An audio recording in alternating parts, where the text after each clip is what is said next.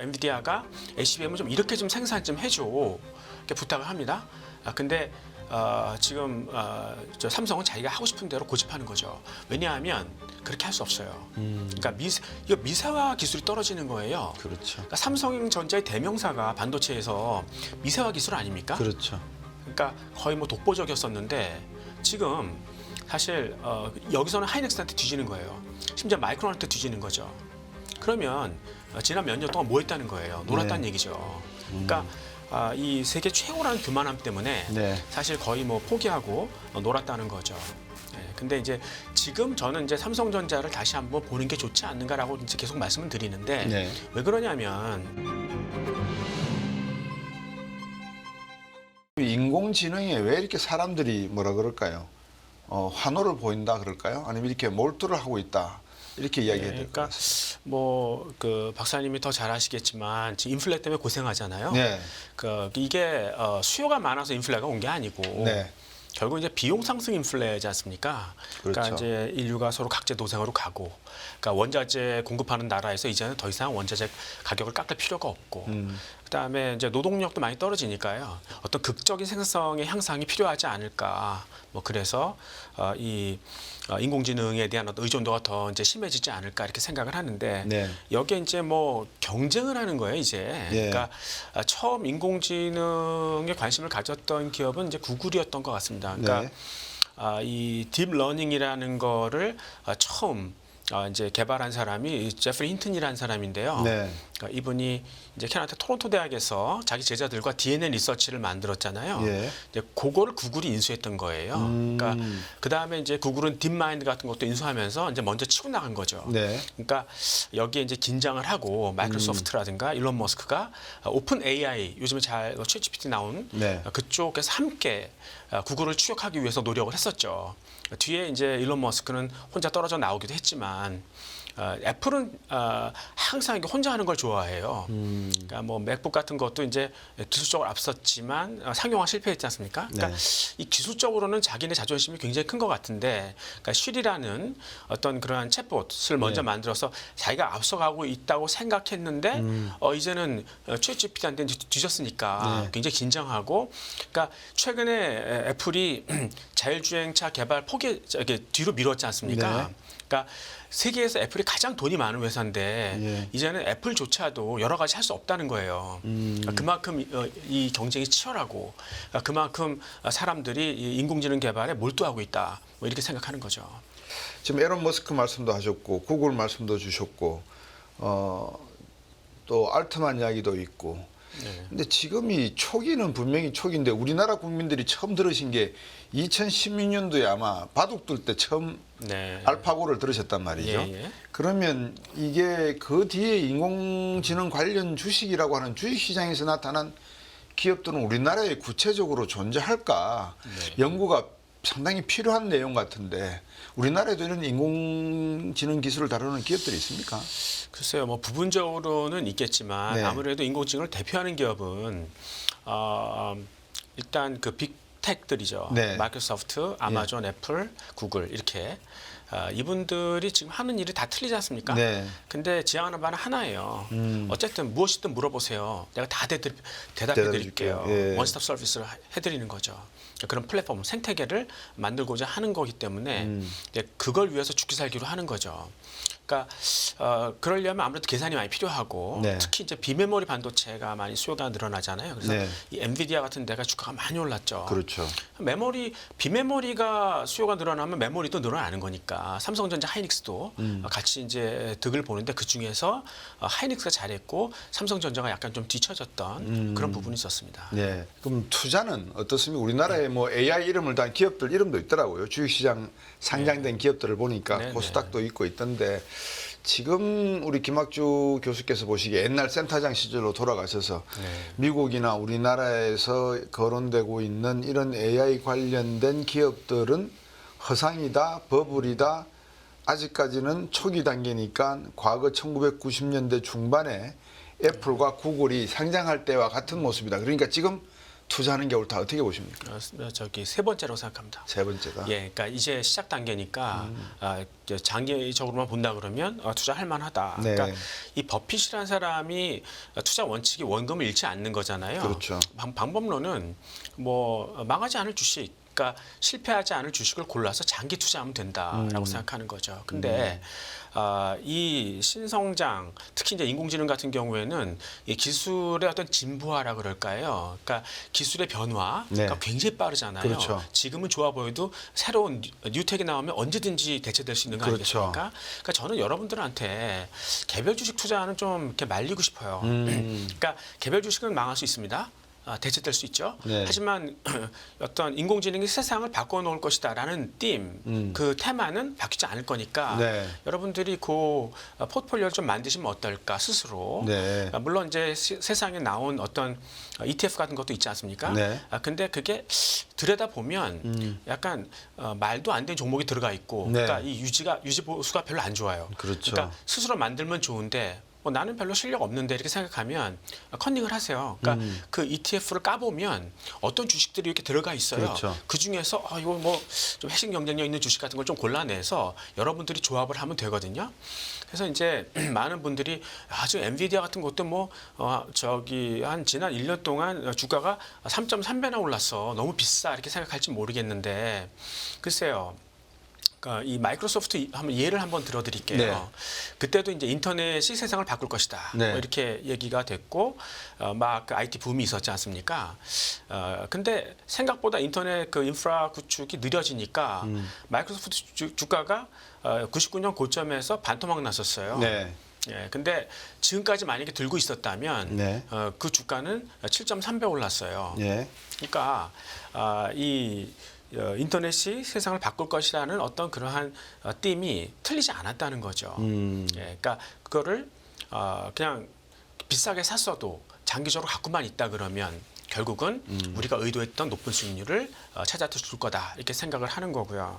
그러니까 결국은 지금 인공지능이 우리 삶에 들어올까? 물론이죠. 그러니까 그 믿음을 믿는다면 저는 지금 먼저 투자하는 게 맞다고 생각하고 길게 보는 게 좋을 것 같습니다. 그러니까 그거를 지금 김학주 교수께서 말씀을 주셨는데 저희들이 80년대 초반에 제일 처음에 컴퓨터가 나왔다 했을 때 그 컴퓨터는 워드 기능만 거의 있었다고 보시면 될 겁니다. 그러다가 넷스케이프인가요? 아마 인터넷 기능이 나오기 시작하면서 맞아요. 본격적인 PC가 무엇에 쓰이는 것인지 그리고 워딩 기술뿐만이 아니라 전 세계에 흩어져 있는 많은 정보들이 네모난 상자 속을 통해서 우리에게 전달된다는 그런 가치관을 겪으면서 지금은 그게 어디까지 와 있냐면 제 손에 핸드폰 안에 다 들어와 있거든요. 그러니까 이런 기술의 발전, 정보량의 폭발, 정보 내용의 밀도, 질의 다양성 이런 모든 것들을 감안한다면 앞으로 인공지능 시대가 되면 사람이 다룰 수 없는 문제는 분명히 존재할 것이고 그 문제는 컴퓨터가 다룰 수밖에 없을 것이다.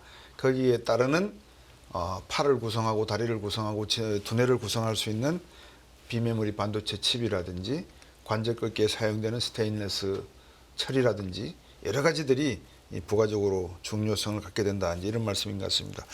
앞에서 또 삼성전자하고 하이닉스 말씀을 하셨는데 네네. 우리도 메모리 반도체를 판다. 네.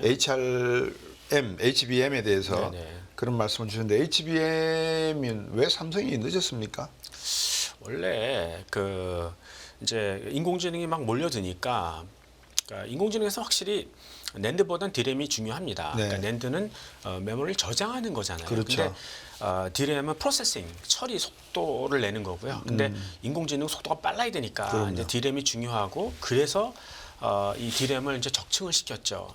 옛날에 그게 안 됐었는데 거기다 이제 레이저로 구멍을 내고 네. 전기가 왔다 갔다 할 수 있는 그러니까 데이터가 왕래할 수 있는 커다란 길을 만들어 놓고 네. 그러니까 작은 밀도의 어떤 반도체에서 굉장히 많은 데이터 처리를 할 수 있다 이런 거 아니겠어요? 네.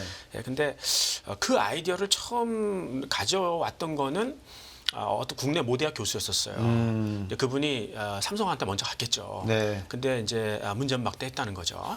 그래서 하이닉스로 갔대요. 예. 근데 하이닉스 오케이. 그래서 예. 늦었다. 예. 뭐 이렇게 이제 시작이 됐던 거죠. 그래서 지금은 그 HBM이 막 진화를 해서 이제 HBM3까지 왔어요. 네. 근데 지금 이 설계 구조는 두 가지예요. 약간 단순하게 하는 게 있고 복잡하게 하는 게 있거든요. 네. 근데 삼성은 자꾸 단순하게 하는 것밖에 못 해요. 그러니까 단순하게 하면 물론 이제 고장도 덜 나고 전기도 덜 먹고 괜찮은데 이 데이터 처리량이 줄어들 거 아니겠어요? 그렇죠. 그러니까 이제 엔비디아 같은 데는 좀 그냥 그 구조가 좀 복잡한 걸 원하는데 그거를 못 하는 거예요. 하이닉스는 둘 다 할 수 있어요. 그리고 엔비디아가 HBM을 좀 이렇게 좀 생산 좀 해줘 이렇게 부탁을 합니다. 근데 지금 저 삼성은 자기가 하고 싶은 대로 고집하는 거죠. 왜냐하면 그렇게 할 수 없어요. 그러니까 이거 미세화 기술이 떨어지는 거예요. 그렇죠. 그러니까 삼성전자의 대명사가 반도체에서 미세화 기술 아닙니까? 그렇죠. 그러니까 거의 뭐 독보적이었었는데 지금 사실 여기서는 하이닉스한테 뒤지는 거예요. 심지어 마이크론한테 뒤지는 거죠. 그러면 지난 몇 년 동안 뭐 했다는 거예요? 놀았다는 얘기죠. 그러니까 이 세계 최고라는 교만함 때문에 사실 거의 뭐 포기하고 놀았다는 거죠. 근데 이제 지금 저는 이제 삼성전자를 다시 한번 보는 게 좋지 않는가라고 이제 계속 말씀을 드리는데 왜 그러냐면 아까 뭐 애플 말씀도 드렸지만 이 인공지능 소프트웨어에서 경쟁이 엄청나지 않습니까? 근데 문제는 받아줄 하드웨어가 없어요.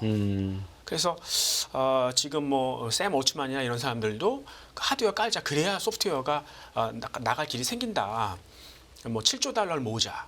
거의 천문학적인 금액들이죠. 그렇죠. 근데 여기에 이제 뭐 마이크로소프트라든가 TSMC, 뭐 그다음에 소프트뱅크 여기 아마 삼성이 가세할 수 있지 않을까 이렇게 생각을 하는 거거든요.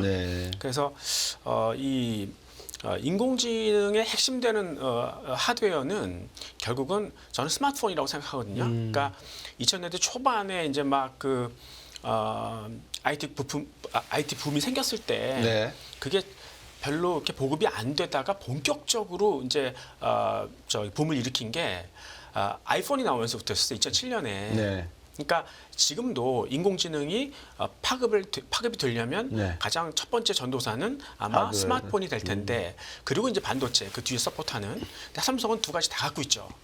그리고 이제 뭐 배터리도 있잖아요. 삼성 SDI, 삼성 전기, MLCC 이런 게 다 도움이 되거든요. 그리고 100조 원에 달하는 돈도 있어요. 순연금. 그러니까 공동 투자하는데 굉장히 매력적인 파트너죠. 그래서 이 인공지능의 소프트웨어의 어떤 그런 붐이 하드웨어로 넘어올 텐데 거기에 최적의 조건을 다 갖고 있다. 뭐 이렇게 생각이 되는 거고. 근데 이제 뭐 그리고 여기 인공지능 서비스를 할 때 그 업자가 사람들의 개인적인 데이터를 가져다가 자기 모델로 돌려서 이제 그 솔루션을 드리고 이제 요금을 받는 거잖아요. 그렇게 되면 아무래도 이제 이 프라이버시가 이제 손상되니까. 근데 기업 같은 경우에 기업 기밀이라는 게 있잖아요. 그러니까 함부로 데이터 줄 수도 없고. 그래서 PC 안에 AI 기능이 내장된 게 있어요. 그래서 AI PC거든요. 그러면 뭐 스스로 자기가 돌릴 수 있고, 그 다음에 피도 들릴 수 있고, 웬만한 건 그냥 PC에서 돌리자. 그래서 그러면 이제 PC가 교체 수요가 일어나지 않습니까? 그 다음에 핸셋도 마찬가지예요. 휴대폰 같은 경우도 인공지능이 탑재된 그런 핸셋. 그래서 교체 수요가 본격화될 거다. 뭐 이런 생각이 있고 또 하나는 이제 우리가 코로나 시절 때 보조금을 많이 받아가지고 그 돈으로 IT 기기를 많이 샀어요. 그래서 미래에 나올 그런 IT 제품들의 수요가 미리 다 나왔던, 그러니까 그걸 풀포드 디맨드라고 하지 않습니까? 근데 그 IT 제품의 교체 주기가 거의 한 맥스 3년이거든요. 그러니까 지금은 그것도 나올 때가 됐다. 그래서 삼성전자가 그동안 소프트웨어에서 굉장히 고생을 했지만 이제 하드웨어로 그 분위기가 넘어온다면 가장 한번 해볼 만한 그런 기업이 아닐까? 뭐 이렇게 생각하는 거죠. 배터리 산업을 한번 넘어갈까 합니다. 교수님 보시기에 배터리 정말 이거 앞으로 미래 유망 업종입니까? 산업입니까? 아니면은 한때 그냥 봄바람입니까? 그러니까 수요의 어떤 그 포텐셜에 대해서 의심하지는 않아요. 그게 이제 한 단계 더 점프할 수 있을지는 잘 모르겠으나, 근데 이제 사람들이 배터리 수요에 대해서 너무 낙관하고 있다는 거죠. 최근에 이제 그 배터리 주가가 반토막도 났고, 가장 결정적인 역할을 한 거는 중국이 전기차 보조금을 축소했어요. 그러니까 중국도 전기가 부족해지는 거죠. 네. 미국이 지금 그 가솔린 자동차를 만약에 전체를 다 이 전기차로 바꾼다 그러면 예. 발전 용량을 2배로 늘려야 된다는 거예요. 그렇죠. 예, 그래서 물론 그래서 이제 신재생을 시작하지 않았습니까? 네. 태양광, 풍력. 근데 전기 많습니다. 뭐 네. 충분히 전기 만들 수 있는데 문제는 예. 그 전기를 갖고 올 수 없어요. 그렇죠. 그러니까 그게 뭐 사막에서 햇빛, 태양 많죠. 바다에 바람 많지 않습니까? 네. 근데 거기서 만드는 전기를 송전망을 타고 네. 결국 초과압으로 쏘지 않으면 중간에 다 흘려요. 그렇죠. 근데 뭐 거기다 송전망을 깔려면 물론 돈도 문제겠지만 그 송전탑 고압 송전탑이 있으면 지역 주민들이 반대하지 않습니까? 네. 쉽지 않습니다. 네. 그러니까 지금은 신재생 전기가 많이 나오고 있지만 다 버리죠. 그러니까 그거 버리지 말고 그걸로 그냥 물을 분해해라. 그럼 수소가 나오지 않니? 네. 그럼 그 수소를 전기가 필요한 곳으로 운송을 해라. 거기서 다시 연료전지를 돌려서 전기를 만들어 써라. 그래서 이제 수소 생태계가 지금 막 얘기가 나오고 있고 네. 차라리 그럴 바에는 그냥 무탄소 전기가 필요하면 그냥 뭐 소형 원자로, 그러니까 원자로를 조금 더 안전하게 개량해서 쓰자. 3.5세대, 4세대 소형 원자로 네. 뭐 이런 얘기가 좀 나오고 있거든요. 네. 저는 여기서 그냥 한 가지 투자 힌트를 얻는다면 네. 제가 이제 자동차 에너지 했었는데, 네. 그러니까 지금 이 자동차 업체, 세계 자동차 업체들의 밸류에이션 멀티플이 PER이 5배예요. 그 얘기는 지금의 이익을 5년조차도 유지할 수 없다는 얘기거든요. 네, 그러니까 정말 그럴 거냐는 거예요. 그러니까 지금 이 석유차 규제를 보면 2030년부터는 생산하지 못하게 하겠다. 나라별로 다르지만 예. 하여튼 2035년부터는 아예 이거 운행도 중단시키겠다. 근데 여러분들 요즘에 석유차 사지 않습니까? 네. 뭐 이게 사실이라면 2003년경에는 그 중고차 가격이 완전 폭락하는 거죠. 여러분들이 그걸 각오하고 사냐고요. 네. 그렇지 않다는 거잖아요. 그렇죠. 그럼 이 규제의 현실성이 떨어진다는 얘기 아니겠습니까? 네. 그러니까 결국은 이 자동차 업체들의 이런 가치가 그러니까 그렇게 쉽게 무너지지 않을 것 같다. 그리고 궁극적으로 뭐 이제 규제가 된다 하더라도 네. 돈 많이 있잖아요. 네. 그동안 많이 벌어서. 그렇죠. 그러면 석유화학 업체처럼 친환경 사업을 하면 되는 거 아니겠어요? 그러니까 저는 사실 이거 자동차 업체들은 가치주라고 생각합니다. 네. 네. 지금 차세대 배터리 이야기가 나오고 있는데 어떤 내용입니까? 그러니까 뭐 이 배터리 기술을 처음 개발해서 이제 노벨상을 받은 3명의 과학자가 있죠. 미국인 2분, 일본인 1분. 예. 2019년에 노벨상 받으셨어요. 근데 그 2차 전지를 네. 처음 상용화시킨 데가 소니죠. 91년에 상용화했던 걸로 기억하고. 네. 근데 이제 그러한 배터리를 일본 업체들이 가져다가 한번 테스트를 해봤어요. 그러니까 지금 우리가 알고 있는 배터리의 종류가 니켈, 코발트, 망간 그 배터리 네. 그리고 리튬. 지금 리튬 인산철도 인산철. 있죠. 예. 예. 그 2가지인데 그걸 2개를 다 테스트해봤어요. 그리고 일본은 그거를 버렸어요, 그냥. 왜냐하면 이거는 너무 전기차로 쓰기에는 위험하다. 그러니까 만약에 사고 한번 나면 자동차 업체들이 그냥 그 집단 소송 걸리면 망하지 않습니까? 그러니까 이건 배터리가 아니다 이렇게 생각한 거죠. 근데 그거를 니켈, 코발트, 망간은 한국 업체가 가져다가 그다음에 리튬 인산철은 중국 업체가 가져다가 네. 시장을 선점해버린 거죠. 예. 근데 만약에 이런 패러다임이 바뀐다 그러면 차세대 배터리가 나온다 그러면 네. 이제 우리나라나 중국 업체들이 상당히 위협을 받을 수 있는 그런 구조이다 이렇게 생각하는데 네. 그러면 일본 업체들은 지금 뭐 하냐? 그러니까 도요타를 보면 네. 나는 뭐 차세대 배터리 중에 전고체 배터리를 개발하겠다. 그러니까 지금 배터리에 액체가 차 있어요. 그걸 네. 전해액이라고 그러잖아요. 예. 근데 그게 휘발성 물질이거든요. 그러니까 그거를 고체로 만들면 안전도가 훨씬 더 개선될 수 있다. 그렇죠. 이렇게 생각하는 거죠. 근데 이게 2027년까지 도요타가 이제 상용화 시키겠다고 얘기는 하는데 만약에 네. 사실이라면 예. 이거 한 번 충전하는데 10분이에요. 그리고 한 번 충전하면 1,200km 달릴 수 있어요. 지금 석유차의 2배라고요. 네. 이건 완전히 더미넌트한 거죠. 그러니까 그렇죠. 이게 이제 도요타가 석권할 수 있어요. 이 시장을. 그다음에 애플 같은 경우는 뭐라 그러냐면 배터리에 음극재가 있지 않습니까? 네. 지금은 흑연을 써요. 숯 같은 거죠. 숯. 네. 그러니까 그러면 이 구멍이 듬성듬성하지 않습니까? 네. 그러니까 리튬 이온을 저장을 많이 할 수 있어요. 네. 근데 이걸 실리콘으로 바꾸면 그 용량, 배터리 용량이 5배나 늘어난다는 거예요. 문제는 이 음극재, 그러니까 실리콘이 부풀어요. 그러니까 이 배터리가 쪼개질 수 있겠죠. 근데 애플은 이걸 나노 소재를 잘 이용해서 한번 만들어 보겠다. 그렇게 되면 네. 한번 충전했을 때 엄청난 양이 전기가 이제 충전되지 않겠습니까? 네. 그럼 지금 이 스마트폰으로 쓸 수 있는 컨텐츠 중에서 뭐 가상현실, 증강현실 이런 게 좀 들어오려고 그러는 거잖아요. 네. 굉장히 재미있는 스마트 컨텐츠죠. 네. 근데 전기 굉장히 많이 먹습니다. 그렇죠. 근데 그런 거를 이제는 애플밖에는 아이폰밖에는 이제 채용이 안 되겠죠. 그러니까 이런 배터리의 구조라는 게 완전히 제품의 차별화에 직결돼 버리는 거잖아요. 앞으로 누가 이걸 외줄 주겠냐는 거예요. 지금은 그렇죠. 뭐 LG화학, 삼성 SDI, 뭐 CATL 중국 갖다 쓰지만 앞으로는 자기가 다 알아서 할 거다. 그렇다면 배터리 생산업체 부가가치는 뭐냐? 그냥 싸게만 만들어 달라는 거죠. 그러니까 지금 우리가 생각하는 것보다 훨씬 부가가치가 떨어질 수 있다. 네. 뭐 이렇게 얘기가 되는 거고요. 또 하나는 미국 같은 경우는 배터리 생산을 안 해요. 대신 너희들 들어오라는 얘기죠. 그럼 내가 얼마든지 너희 기술을 컨트롤할 수 있다는 거예요. 그리고 너희 그냥 미국 기업이야 이 생각하는데 유럽 업체들은 이제 생산도 시작했어요. 네. 그래서 스웨덴에 그 놀스포츠라는 데 있거든요. 네. 꽤 큰 기업이에요. 네. 그래서 이제 얘네들이 본격적으로 했는데, 그러니까 그동안 선진국에서 배터리를 안 한 이유는 이게 폐기물 문제 있잖아요. 환경 네. 문제가 있는 거죠. 근데 지금은 그걸 감안하더라도 더 이상 참을 수 없다. 이제 해야 된다 생각하는 거예요. 근데 문제는 뭐냐면 수율이 안 나와요. 그러니까 이 한국 사람들의 생산 기술,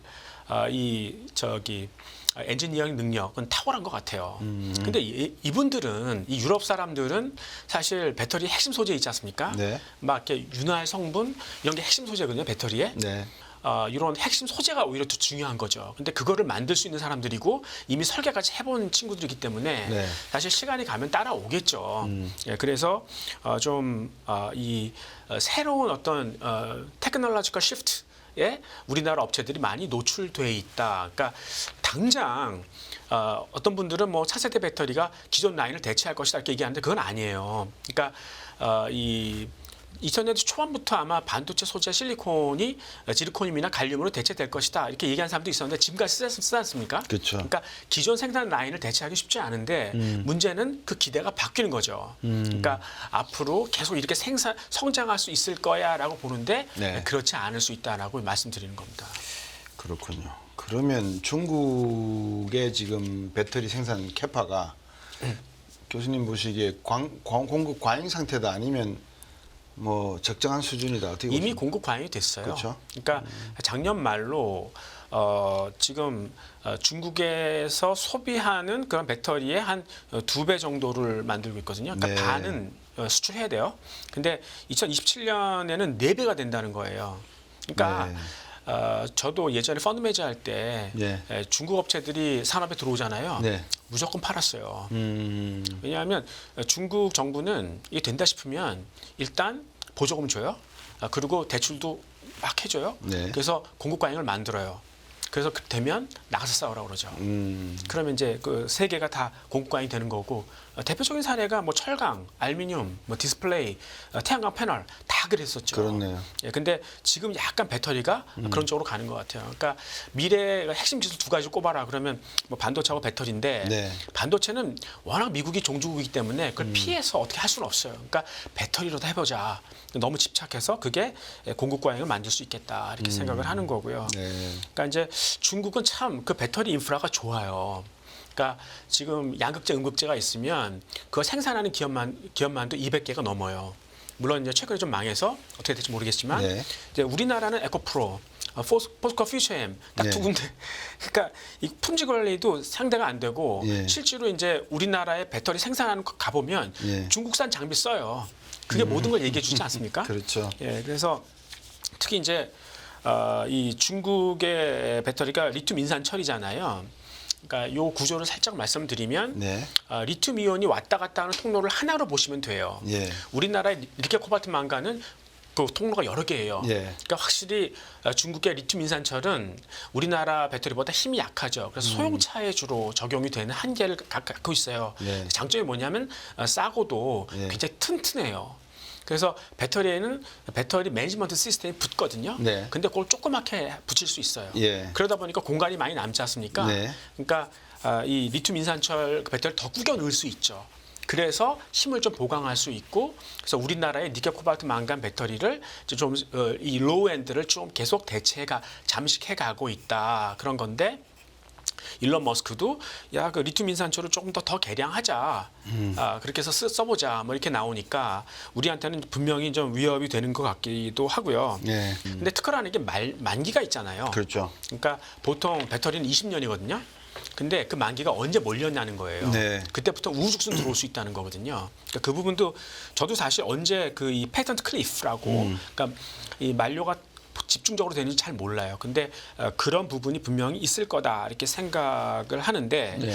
뭐 공급 과잉이 됐어도 뭐 수요만 뭐 충분하면 되지 않을까? 예. 그러니까 골드만삭스 같은 데는 뭐 앞으로 뭐 배터리 수요 엄청나게 늘어난다. 네. 그래서 아까 제가 이제 박사님한테 휴머노이드 말씀을 드렸어요. 네. 그러니까 로봇가 이제 공장에서 나와서 사무실에 앉아 있는 거죠. 이렇게 되면 뭐 이제 사람이 발표하는 걸 이제 그 기계가 속으로 비웃을 수도 있는 거고요. 그러니까 이런 만약에 이렇게까지 간다. 그러니까 이 우리 사회가 굉장히 사람한테 모든 게 다 맞춰져 있지 않습니까? 그러니까 일론 머스크나 이런 분들도 결국 저기 사람의 어떤 두뇌, 그다음에 사람의 몸을 사람의 형태를 한 몸, 로보틱스를 만들고 싶어 하는데, 이제 그렇게 되면 따로 다녀야 되기 때문에 이 배터리 수요가 진짜 차원이 다르게 늘어날 거예요. 네. 근데 과연 그 시기가 언제냐는 거죠. 지금이 그 아이디어에 투자할 시기냐. 그러니까 저는 너무 이른 것 같아서요. 그런 건 좀 아닌 것 같고, 아무튼 지금 수요는 주로 전기차에서 나오는데 그건 굉장히 과도 계상돼 있다. 왜냐하면 앞으로 이제 디지털 세계는 먼저 들어가지 않습니까? 네. 그러니까 우리들이 일하는 그런 어떤 그 직업 현장이 컴퓨터 안으로 다 들어가 있을 거예요. 네. 그 디지털 트윈이라고 그러죠. 예. 예, 그러면 거기서 만약에 여러분들이 밸브를 돌리면 현장의 밸브가 저절로 돌아가는, 예. 여러분들이 이제 집에서 일할 수 있는, 그리고 이제 재택근무가 많이 늘어나지 않습니까? 네. 그러면 뭐 사람들의 이동 수요는 많이 줄어들 거 아니에요. 네. 그러니까 자동차 수요 자체가 저는 많이 좀 줄어들 것 같아서, 그러니까 배터리의 수요가 우리들이 기대하는 것처럼 그렇게 폭발적으로 늘지는 않을 거다, 이렇게 생각하는 거죠. 예.